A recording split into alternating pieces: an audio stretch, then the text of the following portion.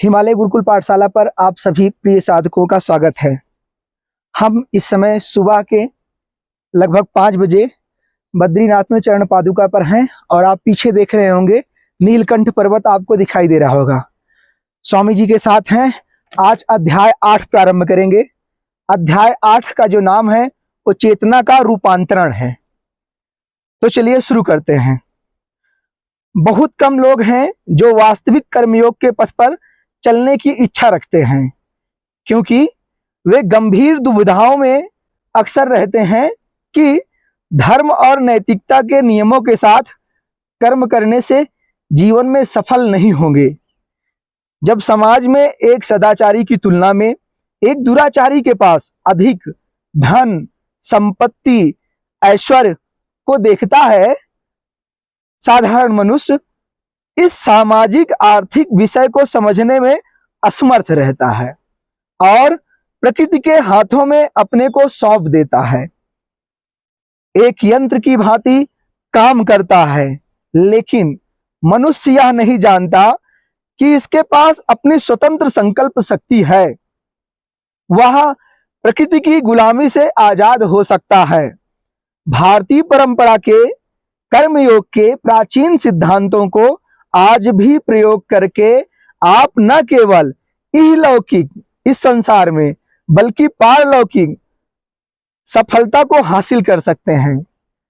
जो आत्म विकास के पथ पर अग्रसर होने के लिए उत्सुक हैं, उनके लिए कर्मयोग एक अति उत्तम मार्ग है, क्योंकि प्रकृति प्रदत्त 24/7 अर्थात 24/7 आप सभी कार्यरत हैं। कर्म जीवन का महत्वपूर्ण अंग है। मनुष्य जीवन का मूल तत्व आत्मा है और उस आत्म चेतना को प्रकट करने के लिए कर्मयोग एक माध्यम है। जगत अर्थात प्रकृति और जीवन से संबंधित आत्मा के विषयों को समझने के लिए कर्मयोग साधना एक महत्वपूर्ण मार्ग हो सकता है। भोगवादी संस्कृति के बीच कर्मयोग की शिक्षा व्यक्ति को आध्यात्मिक भावना को बनाए रख सकती है। कर्मयोग के सिद्धांत व्यक्ति के कर्म करने का एक प्रेरणा स्रोत बन सकता है। कर्म का अर्थ केवल शारीरिक कर्म करना नहीं है। कर्म के अंदर एक ऐसा ज्ञान का संदेश छिपा है जो हमें पता नहीं है। कर्म करने का अर्थ है मैं कौन हूं, मेरा असली स्वरूप क्या है, मेरे जीवन का अंतिम लक्ष्य क्या है। जीवन के इस मुख्य बिंदु को समझना है। कर्म का जो लक्ष्य है वो जीवन के मुख्य बिंदु को समझना है। भगवान श्री कृष्ण गीता में कहते हैं, सर्वम कर्माखिलम पार्थ ज्ञाने परिसमाप्यते,